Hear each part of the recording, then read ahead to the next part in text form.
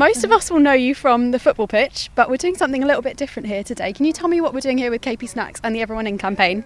Yeah, so obviously, like you said, working with KP Snacks with the Everyone In, it's about getting families involved in sport, and obviously especially cricket. A lot of the families here have maybe been used to football, and it's about trying a different sport and getting people active and involved as much as they can. And tell me about your cricket connection, because I know as a youngster you had quite a unique story.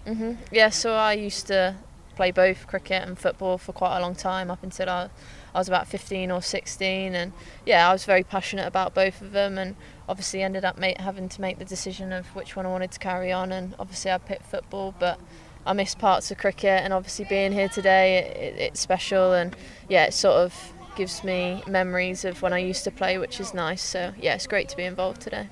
And we've seen cricket, and women's cricket in particularly, over the last few years grow hugely. The Ashes was a huge moment for that. Do you see women's cricket having maybe that Lionesses Euro 2022 moment soon? Yeah, I mean, it's fantastic. Obviously, the 100 and competitions like this, it's great to see, and I try and get to as many games as I can, and hopefully this summer will be the same as well. I came also last summer, and you've seen how much it's grown this last year. So yeah, hopefully that'll continue over the next year, and I'm looking forward to getting there and getting to as many games as possible, and yeah, hopefully we'll see a spike in that. I mean, women's sport in general is growing so much, and not only football but cricket, rugby, different sports like that just is growing massively, and hopefully that'll continue. And I've seen you playing with the kids. What's that been like? How are they in finding the day? Yeah, it's good. I mean, everyone's enjoying themselves. Done a bit of catching, a little bit of hitting it over there, and yeah, hopefully I'll get stuck in a bit more. But yeah, I mean, it's been good, and everyone seems to be enjoying themselves, which is great. Absolutely. Let's talk about the Lionesses. Firstly, congratulations on your qualification for Euro 2025. Really difficult qualification campaign in some respects, but some great performances, particularly personally. Obviously, 2-1 victory over France. You got both the assists. How did you find the campaign as a whole?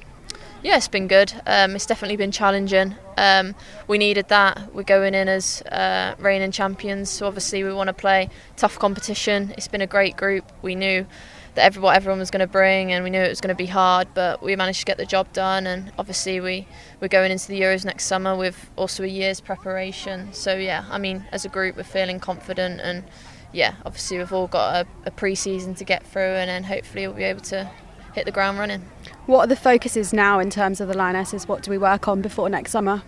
I think there's a lot of different things. I think especially in the last round of games, I think it's about sort of everyone finding their feet again and getting back playing with each other. I think at times it could have been more clinical. I think there's so many things you can work on, and I think what the best thing is having this year to then prepare for that and putting us in the best stead possible going into the summer.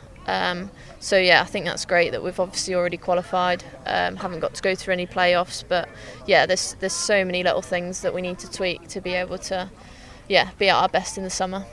And Serena Wiegman's called up a lot of younger players to the squad. We've seen Aggie Beaver-Jones, Grace Clinton, and your City teammate Jess Park. What's it been like as an experienced member of the team working with the newer players? Yeah, it's been great. Get on with them really well. As soon as they entered camp, it was like they'd never been away. It definitely didn't feel like it was one of their first camps, and it's been great having them there. Missy as well is a great player. Yeah, they've all made a difference and an impact as soon as they came in. So, I mean, the future and the present is definitely bright, and yeah, hopefully they'll make even more of an impact in the next year, and yeah, we'll be in a great position come the summer. And let's talk about Manchester City. I have to start by asking you about your new Manchester City teammate, Viviana Miedema.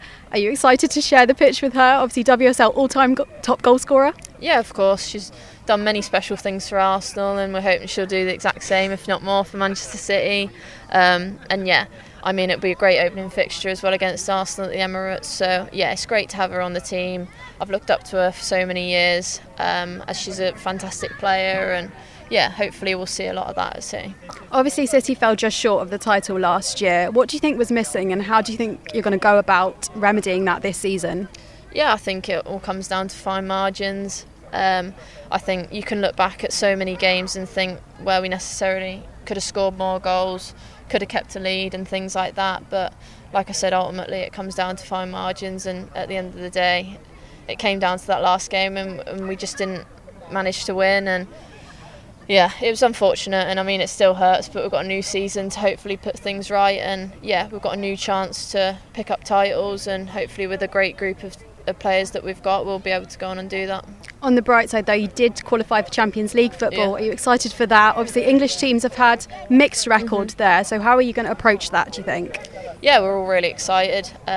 Obviously getting Champions League was one of the main aims last season, and we managed to do that, and we're hoping to get further than we have done in previous years, that's for sure. And yeah, we've got a very experienced group of players who've been in Champions League games before, who've played at World Cup finals, European finals. We've got so much experience within this squad that hopefully we'll go on and achieve special things.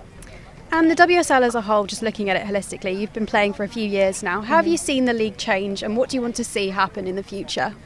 I think the league's changed so much. I think women's football as a whole has developed so much in the last few years especially. It's skyrocketed, and I mean it's crazy to think of where it could be now in another few years, and it's exciting to see, and it's great to see so many games broadcasted on TV, and hopefully in the near future there'll be even more and more. And yeah, it's just about getting so many people to come and watch women's football. I think a lot of people have seen worldwide how good women's football is and how much it is growing, so hopefully that'll get more families, young people to come and watch the games when they can, and yeah, make it a real show. And finally, just a quick one. I know off the pitch you're a huge Lego fan, so are you working on any Lego projects at the moment? I actually am. I've recently done a little mini guitar that I was doing at home, and I'm doing this National History Museum. So yeah, that's taken a little while, but I'm kind of trying to make a street at the moment, which is kind of cool in my house. So yeah, that'll be good. Look forward to seeing that. Thank you so much for speaking to us, Lauren. Thank you, no worries. On AM, on DAB, via the talkSPORT app and on your smart speaker. talkSPORT.